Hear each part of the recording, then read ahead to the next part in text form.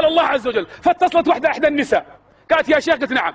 قالت أنت تكلمت عن الرب عز وجل، أنا تقول مبتلات بمرض، تزوجت، تقول تزوجت زوجي قبل 3 سنوات، وبعد الزواج ب3 أشهر تعبت ومرضت، فلما ذهبت للمستشفى أخذوا التحليل مني ومن زوجي، وجد أن زوجي سافر إلى خارج المملكة وأتى بمرض ونقله إلي بعد الزواج. تقول والله يا شيخ لنا 3 سنوات الآن، لنا 3 سنوات شرق غرب أنفقنا 1,500,000 ريال على العلاج ولا علاج، وأنت تكلم عن ربنا سبحانه وتعالى. قلت والله إني صادق. حنا عندنا كلمة يا إخوان كل يوم نقولها 100 مرة، ما هي؟ لا إله إلا الله معي وحده إيش؟ لا شريك له، له الملك وله الحمد وهو إيش؟ صح؟ على خير صح يا جماعة، وهو على كل شيء قدير.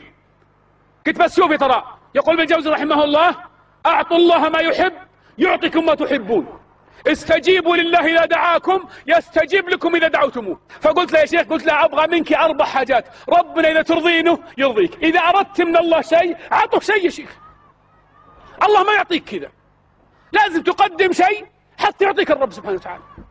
فقلت لي قالت ايش اسوي؟ قلت الله اول شيء ابغاكي على الاسبوع هذا كامل على وضوء 24 ساعه، انت وزوجك ناموا على وضوء، كلوا على وضوء، خلوا 4 كل ما حدث توضوا على طول. الثاني كل ما فكرتوا بالمرض اعطوا الله تعالى احب شيء، احب الكلمات الله ايش؟ سبحان الله والحمد لله الله والله اكبر، كثروا قولوها الى 50 مره الى 60 مره. الثالث تصدقوا، داووا مرضاكم بالصدقة إن صح الخبر. الرابعة أكثر مدح الله عز وجل، في البخاري ومسلم يا أمة محمد لا أحد أحب إليه المدح من الله. فقلت يلا اشتغلوا لله، شوفوا كيف الله يعطيكم. والذي رفع السماء بلا عمد، والذي يسمعني وأنا وياكم من أهل الرياض الآن قسما بالله العظيم إن 4 أيام وتتصع. قالت يا شيخ أحس إني مرتاحة أنا، ادعي لي. قلت أنت عندي الحين أنت مرتاحة مع الله، ادعي لنا أنت. بعد 5 أيام أو 6 أيام أرسلت رسالة قالت اتصل توي جاي من الدكتورة، كانت تقول في وحدة دكتورة مشرفة على علاجنا منذ بداية المرض. والله يا اخواني مدقت علي بيض الله وجهها، اسمها منورة الله يبيض وجهها، قول امين يثبتني على الحق وجميع المسلمين. بس بعض الناس يعرف الحق، هي منهم الله يثبته.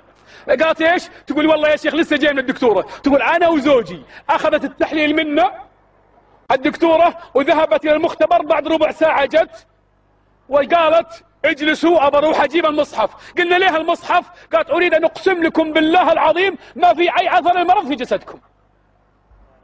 5 أيام بس ب4 كلمات مع الرب سبحانه وتعالى.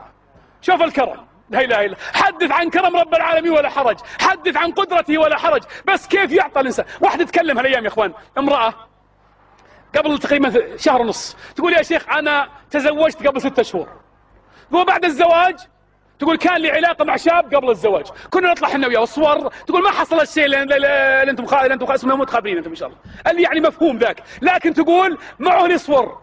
تقول بعد الزواج الان اتصل عليه اقول له عطني الصور، يقول لا خليهم ذكريات، ودي يعطيني اياهم رفض. قلت له تبين الله تبين الرجال يعطيك الصور؟ قالت ايه. قلت ابى اطلب من الصلاه، قالت وشو؟ قلت لا تكلمينه ولا تتصلين فيه، ابغى الكلام والاتصال خليه مع رب العالمين.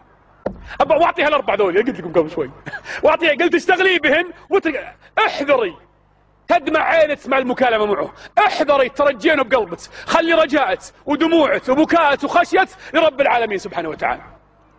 والله العظيم يا اخوان بعد 4 أيام 3 أيام استغفر الله تكلم علي ابو عمر، قلت سم، قالت يا شيخ اخربت، قلت وراه، قال تكلم علي، قال الحين ما اعطيت الصوره لما تطلعين، نبي ناخذ راحتنا.